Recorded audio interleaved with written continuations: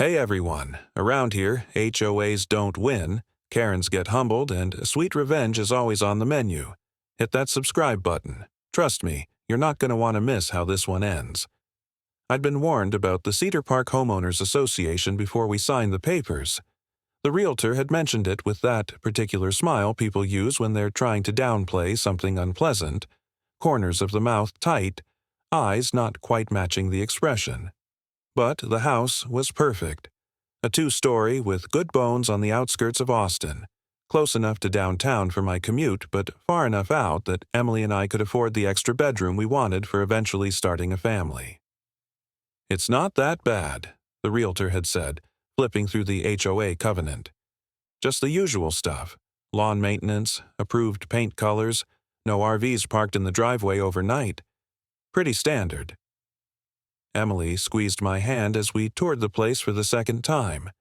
The kitchen had that open layout she loved, and the backyard was just big enough for the garden she'd been planning since we got married 3 years ago.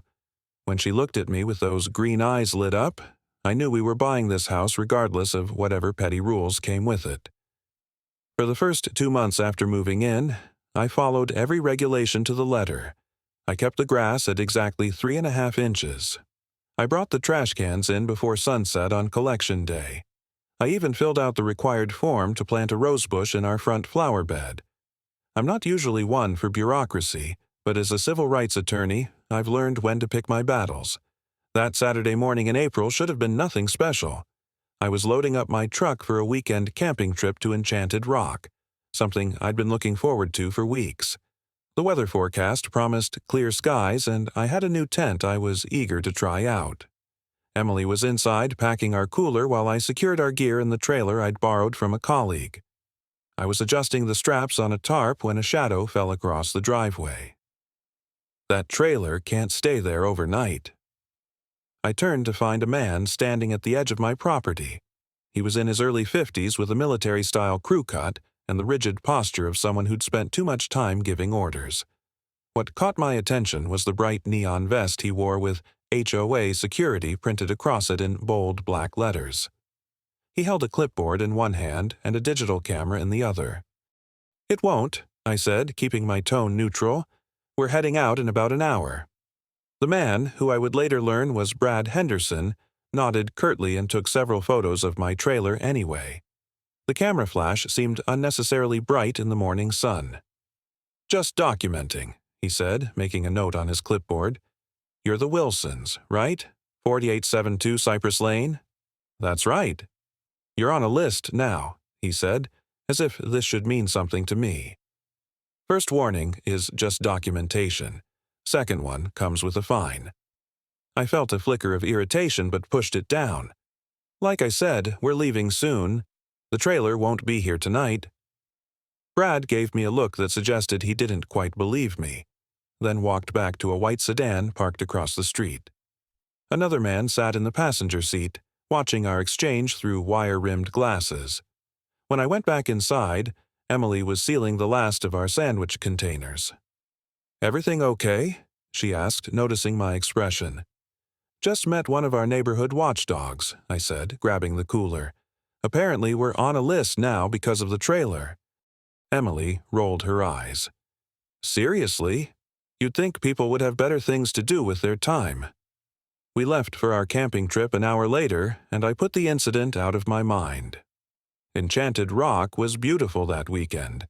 The stars impossibly bright away from city lights, the hiking challenging enough to make the cold beers at the end of the day feel earned.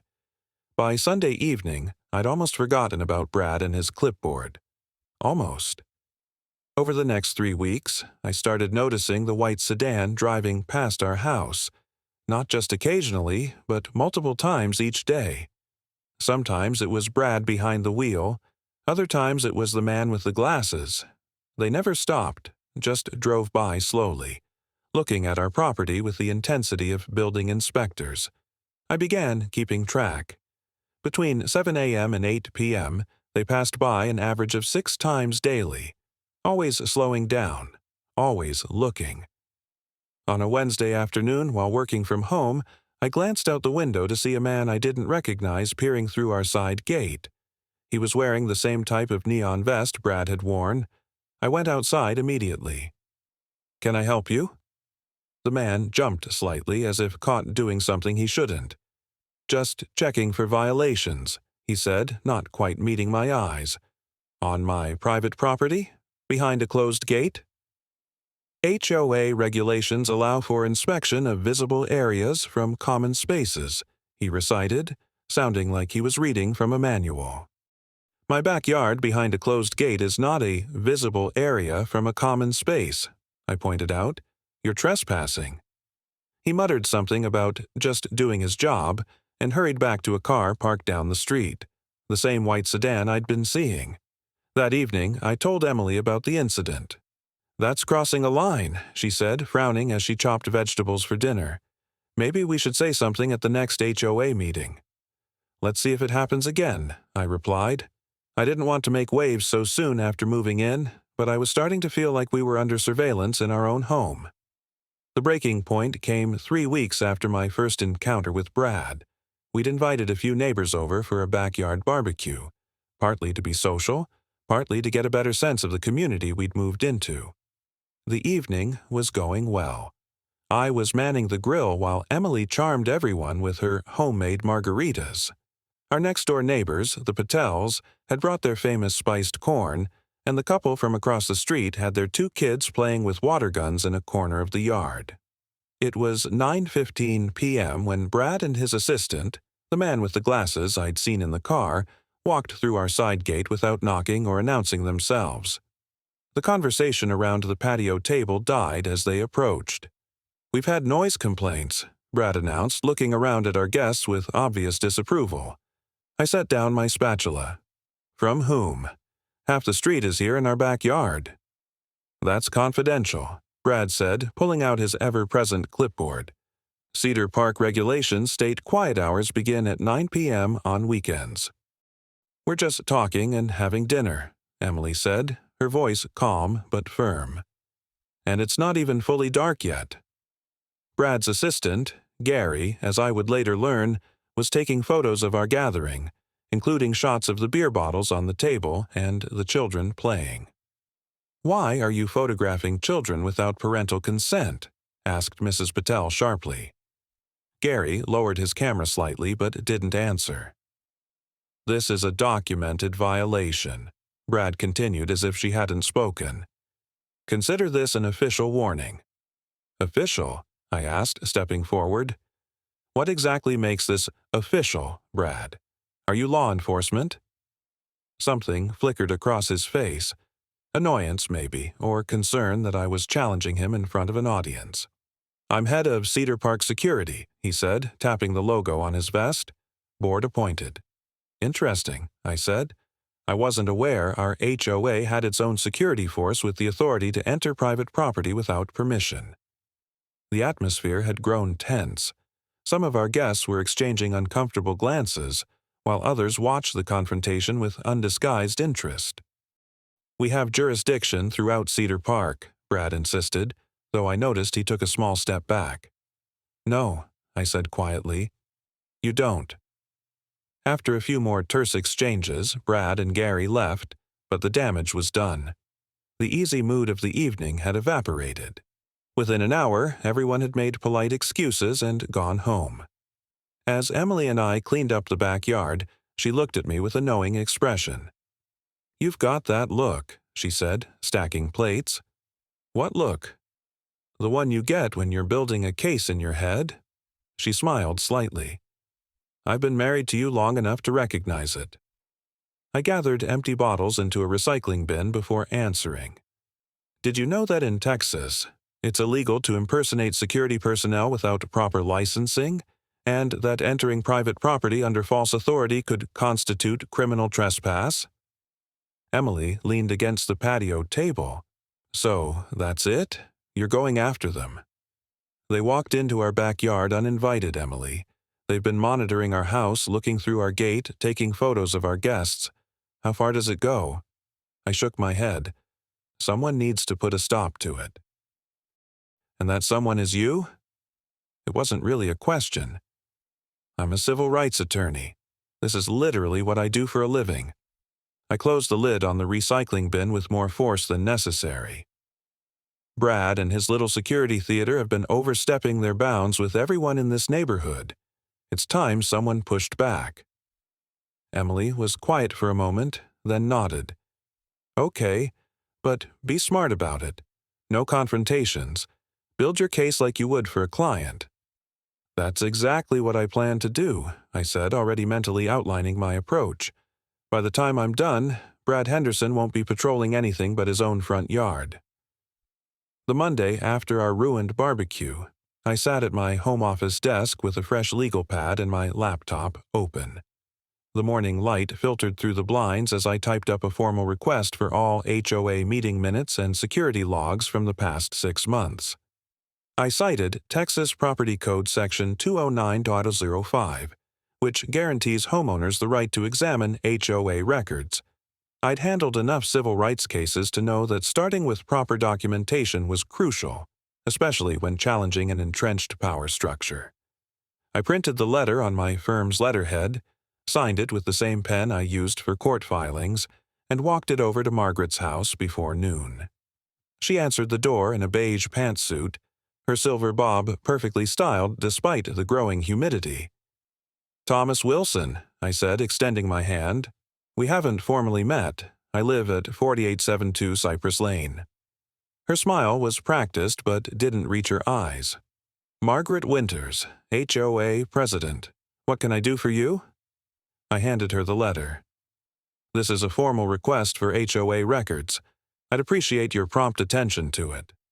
She scanned the first paragraph, her expression cooling. "This is quite extensive. The board meets on a volunteer basis, Mr. Wilson. We don't have staff to compile all this immediately. I understand that, but Texas law requires production of these documents within a reasonable time frame. Given recent events involving your security team entering my property without permission, I'd consider 48 hours reasonable." Margaret's posture stiffened. "Brad mentioned you were being difficult about neighborhood safety protocols. Is that what he calls trespassing and harassment?" I kept my tone even. The law has specific definitions for security personnel and their authorities. I'd like to see the board documentation authorizing these activities. "I'll need to consult with the board," she said, folding my letter. "Of course. While you're consulting, you might want to review Section 1702 of the Texas Occupations Code regarding unlicensed security activities. The penalties can be quite severe, for the individuals involved and for those who employ them." Her eyes widened slightly. I hadn't raised my voice or made explicit threats, but the implication was clear. "I'll see what I can do," she said finally.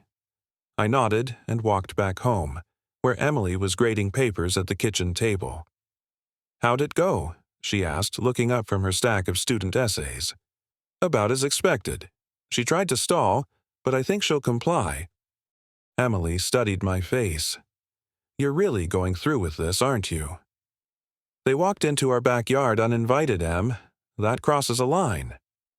I sat across from her. If it was just the drive-bys or the clipboard, I might let it go. But they're acting like they have legal authority they don't possess.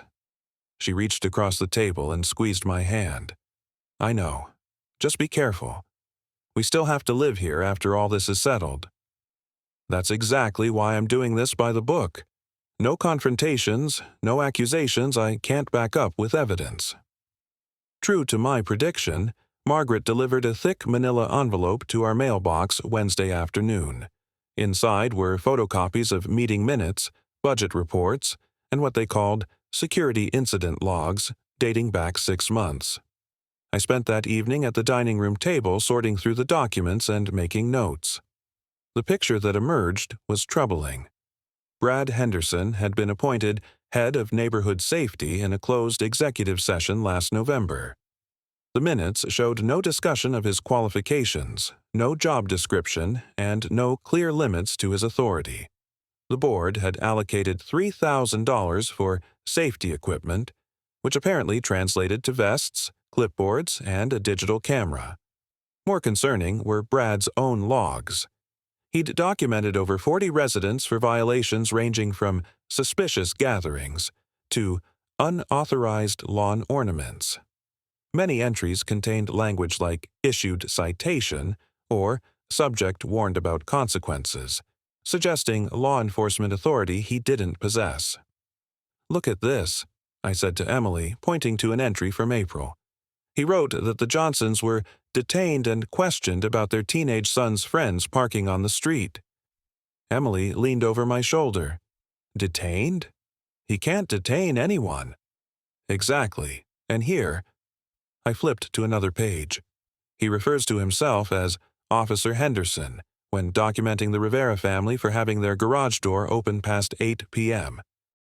"That's crossing into impersonating law enforcement," Emily said, her teacher's instinct for spotting trouble evident in her tone. "It sure is, and that's a felony in Texas." The next day, I installed 4 security cameras around our property, one covering the front yard, one at the side gate, one monitoring the backyard, and one above the garage. They were small, unobtrusive models that connected to my phone. I wasn't trying to hide them, but I didn't advertise their presence either. It didn't take long for them to prove useful. On May 12th, just 3 days after installation, my phone alerted me to motion at the side gate while I was at work. The footage showed Brad entering our backyard without knocking or announcing himself. He walked the perimeter of our property, taking photos of Emily's garden beds and our patio furniture before leaving through the same gate. I downloaded the video and added it to my growing file. 3 days later, on May 15th, another alert came through at 6:30 a.m.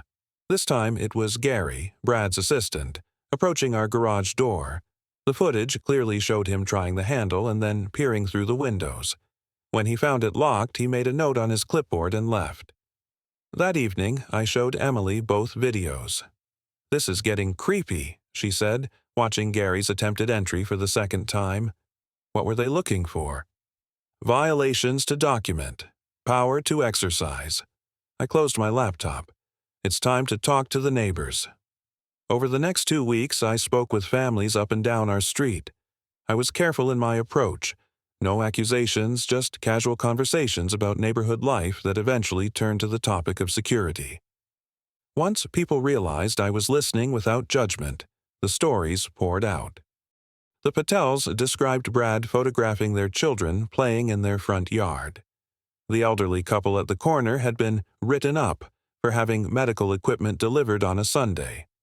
The Riveras confirmed Brad had indeed referred to himself as Officer Henderson while telling them to close their garage. 8 neighbors agreed to provide written statements about their experiences. I drafted simple, factual accounts for each of them to review and sign. No legal jargon, just clear descriptions of what had happened. By early June, I had compiled a comprehensive dossier: the HOA documents showing Brad's appointment and lack of oversight, video evidence of trespassing, Brad's own logs demonstrating his overreach, and sworn statements from neighbors documenting similar experiences. The monthly HOA meeting was scheduled for June 7th at the community center. I arrived early, dossier in hand, and took a seat near the front. About 20 residents filtered in, filling maybe a third of the available chairs.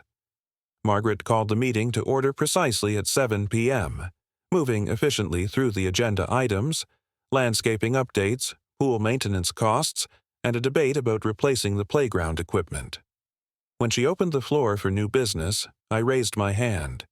"The chair recognizes Thomas Wilson," Margaret said, her tone neutral but her posture tense. I approached the small podium at the front of the room. "Thank you. I'd like to address a serious concern regarding our neighborhood security practices." For the next 10 minutes, I presented my findings methodically: the lack of proper authorization for security activities, the evidence of trespassing on private property, the documentation of Brad and Gary presenting themselves as having law enforcement authority. These actions potentially violate multiple state laws, I concluded, including the Private Security Act and statutes prohibiting impersonation of security personnel. I'm formally requesting that the board immediately suspend all security activities until proper protocols can be established that respect both the law and residents' rights. The room had grown quiet during my presentation. I could see several neighbors nodding in agreement, while others looked uncomfortable or surprised. Margaret cleared her throat. "Thank you for your thorough presentation, Mr. Wilson. Does anyone from the board wish to respond?" Brad stood up from his seat at the board table. His face had grown increasingly red during my presentation. "This is ridiculous," he said, his voice tight with anger. "We've had break-ins in neighboring communities. We've had suspicious people casing houses.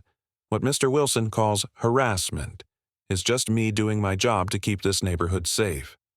"By entering private property without permission?" I asked calmly. "By attempting to open garage doors at 6:30 in the morning?" "We have authority to inspect for violations," Brad insisted. "Actually, you don't. Not without proper licensing through the state, and certainly not to enter backyards or try to access garages." Another board member, a thin man with glasses who I hadn't met before, leaned toward his microphone. "Mr. Wilson, while we appreciate your concern, I think you're overreacting. Brad and Gary are volunteers trying to maintain our property values and community standards." "With all due respect," I replied, "good intentions don't override the law. What you're describing as security meets the legal definition of a security service, which requires proper licensing and training under Texas law." Margaret tapped her gavel lightly. "I think we've heard enough on this matter. The board will take your concerns under advisement, Mr. Wilson." "And the request to suspend current security activities?"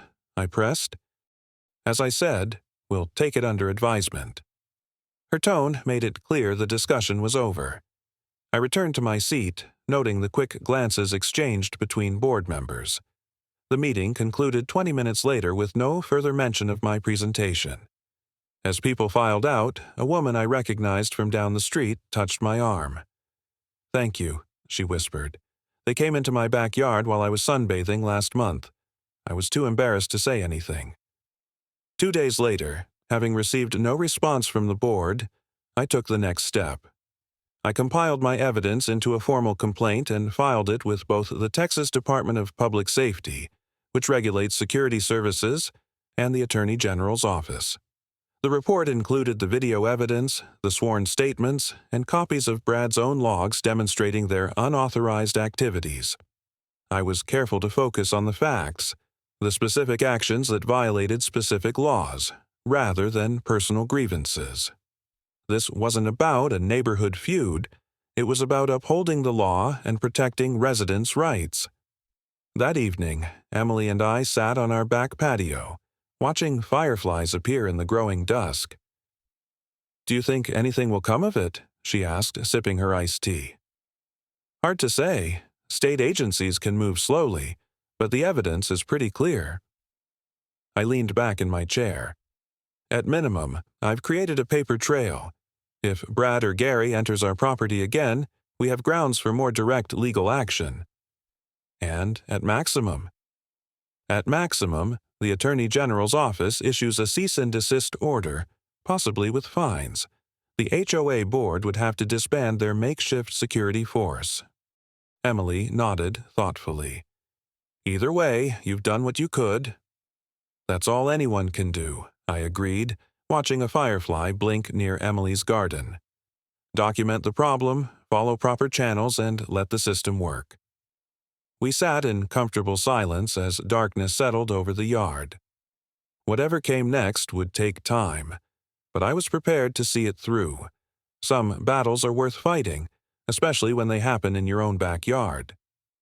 3 weeks crawled by after I submitted my report. Each day, I checked my email and phone messages, hoping for some indication that the state agencies had received my complaint and were taking it seriously. The waiting was the hardest part, knowing that Brad and his assistant were still patrolling the neighborhood, still documenting violations, still acting with an authority they didn't legally possess. Emily reminded me to be patient. "These things take time," she said one evening as we walked around the block after dinner. Government agencies don't exactly move at lightning speed. I knew she was right, but it didn't make the waiting any easier, especially when I spotted the white sedan cruising past our house twice that same evening. The call finally came on a Tuesday afternoon while I was reviewing depositions for an upcoming civil rights case. The number was unfamiliar, with an Austin area code. "Thomas Wilson speaking," I answered, setting aside my notes. "Mr. Wilson, this is Michael Reeves from the Texas Attorney General's Office, Consumer Protection Division." His voice was measured and professional. "I'm following up on a complaint you filed regarding unauthorized security activities in your homeowners association." I sat up straighter in my chair. "Yes, thank you for calling. I was beginning to wonder if anyone had received it." "We did, and I've been assigned to investigate. Your documentation was quite thorough, but I'd like to ask a few follow-up questions if you have time." "Of course," I said, reaching for a fresh legal pad. For the next 40 minutes, Michael asked detailed questions about the incidents I'd documented. He wanted specific dates, times, and locations. He asked about Brad's behavior, his statements, and whether he'd ever explicitly claimed to be law enforcement. He inquired about the HOA board's involvement and what, if any, response they'd given to my concerns. "There's one thing that would strengthen the case considerably," Michael said toward the end of our conversation. "You mentioned in your report that Mr. Henderson sometimes displays what appears to be a badge. Do you have any photographic evidence of this, or of him issuing what he calls citations?" I hadn't included those details in my initial report because I didn't have direct evidence myself. "I don't personally, but I believe some neighbors might. The Riveras mentioned he showed them something that looked like a badge when he told them to close their garage. If you could obtain that documentation, it would be very helpful. Impersonating a peace officer is a separate and more serious offense." "I'll see what I can do," I promised. After we hung up, I immediately texted the Riveras. Maria responded within minutes, confirming that yes, they had a doorbell camera that had captured Brad's visit. She offered to send me the footage that evening. Over the next week, I collected additional evidence from neighbors. The Riveras' doorbell video clearly showed Brad flashing a silver badge-like object while identifying himself as Officer Henderson, Cedar Park Security. The Johnsons provided a copy of a citation Brad had left on their door for having their teenage son's friends park on the street overnight, complete with official-looking letterhead and a forged municipal code number. Most damning was a video from the Patels' security camera showing Brad telling their 12-year-old son that he had full authority to remove trespassers when the boys' friends from another neighborhood came over to play basketball in their driveway. I compiled everything into a supplementary report and sent it to Michael, along with transcripts I'd prepared of Brad's statements in each video. 2 weeks later, in mid-July, Margaret knocked on our front door. Her usual composed demeanor had slipped, revealing tight lines around her mouth and a slight tremor in her hand as she held out an official-looking envelope. "This came to the HOA office today," she said without preamble. "I thought you should know." I took the envelope, already open, and removed a formal letter on Texas Attorney General letterhead. It was a cease and desist order directed to the Cedar Park Homeowners Association, citing multiple violations of the Private Security Act. The letter detailed the illegal operation of an unlicensed security service, the impersonation of security personnel, and unauthorized entry onto private property. The final paragraph imposed a $25,000 fine on the association and demanded immediate termination of all security activities. I looked up at Margaret, whose expression had shifted from anxiety to resignation. "The board is meeting tonight to discuss this," she said. "We don't have that kind of money in our reserves." "I'm sorry about the financial impact," I said, and I meant it. The goal had never been to punish the entire neighborhood. But Brad's actions were clearly illegal. Margaret's shoulders sagged slightly. "I know. I should have stepped in sooner, but—" She trailed off, then straightened her posture. "The board will be sending out a neighborhood-wide email this evening announcing the dissolution of the security program." "I think that's wise," I replied, handing the letter back to her. She took it, hesitated as if wanting to say something more, then simply nodded and walked back to her car. That evening, the promised email arrived in my inbox. The message was brief and carefully worded.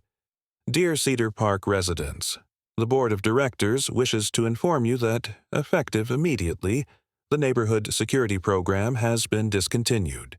We apologize for any inconvenience this may cause. The monthly HOA meeting will proceed as scheduled on August 5th at 7 p.m. in the Community Center, where board members will be available to address questions or concerns. Sincerely, Cedar Park HOA Board of Directors Emily read the email over my shoulder and gave a low whistle. That's quite the understatement. Any inconvenience doesn't quite cover having someone try to open your garage door at dawn. It's a start, I said. Let's see what happens at the meeting. The August HOA meeting was unlike any I'd attended before. The community center was packed, nearly every seat filled with people standing along the walls. I deliberately chose a spot in the back row, not wanting to appear triumphant or confrontational. Margaret called the meeting to order, her voice steady despite the tension in the room. She began with routine business, but the residents were restless, murmuring among themselves. Finally, during the open forum, a woman in the front row raised her hand. I think we all know why we're here, she said when Margaret acknowledged her. What exactly happened with the security program, and why are we suddenly facing a $25,000 fine? Margaret took a deep breath. As many of you know, the board received a cease and desist order from the Texas Attorney General's office regarding our neighborhood security activities. After consulting with legal counsel, we determined that certain aspects of the program were not in compliance with state regulations. Not in compliance? Another resident called out. That's putting it mildly. Brad Henderson was walking into people's backyards and trying to open garage doors. The room erupted in a chorus of similar complaints. One by one, residents stood to share their experiences, stories of intimidation, privacy violations, and overreach that went far beyond what I had documented in my complaint. Brad, who had been sitting stiffly near the front, finally stood and turned to face the crowd. I was protecting this neighborhood, he shouted over the noise. Crime is up all over the city. I was keeping us safe when no one else would step up. If a few people had their feelings hurt because I was thorough, that's a small price to pay for security. Mr. Henderson, Margaret interrupted, her voice sharper than I'd ever heard it. You are no longer authorized to speak on behalf of this association. In fact, as you are no longer part of the security program, I must ask you to leave the premises. Brad's face flushed dark red. You can't be serious. I've given hundreds of hours to this community. Nevertheless, Margaret continued, your actions have resulted in significant legal and financial consequences for the association. The board has accepted your resignation, effective immediately. I didn't resign, Brad protested. Then consider yourself terminated, Margaret replied, her voice level but firm. Please leave now, or we will need to adjourn the meeting.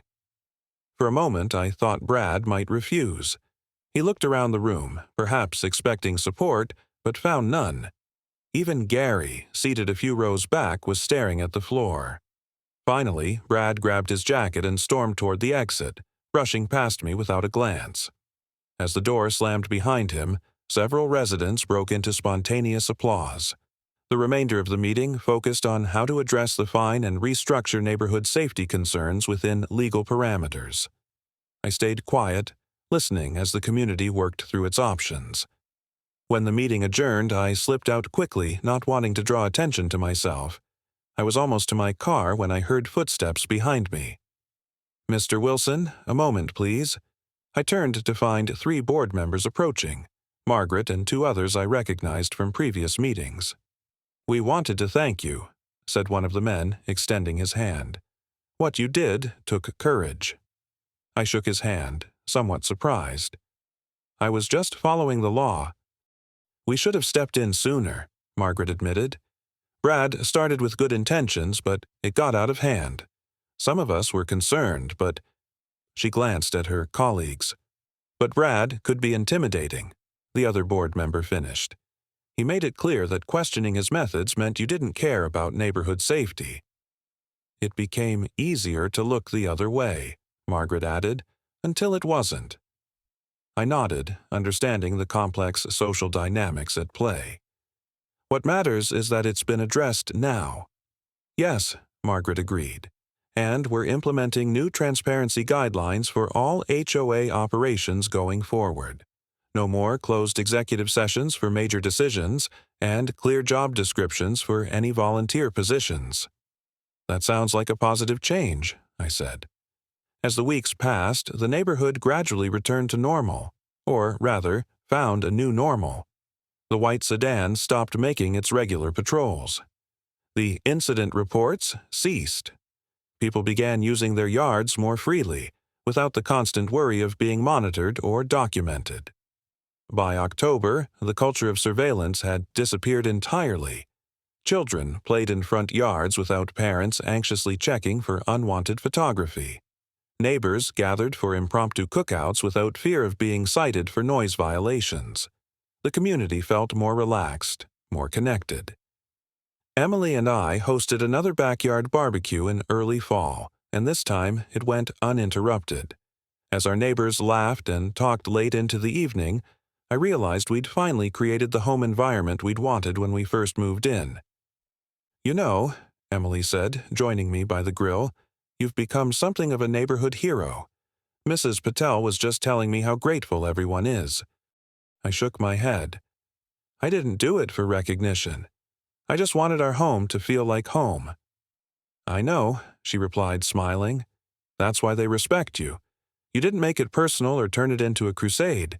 You just quietly restored balance." As the evening wound down and our guests began to leave, several stopped to thank me, not for being a hero, but for being a neighbor who cared enough to act when something wasn't right.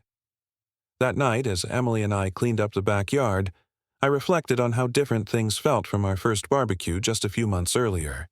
The same stars shone overhead, the same trees rustled in the evening breeze, but the weight of constant surveillance had lifted. Our home was truly ours again,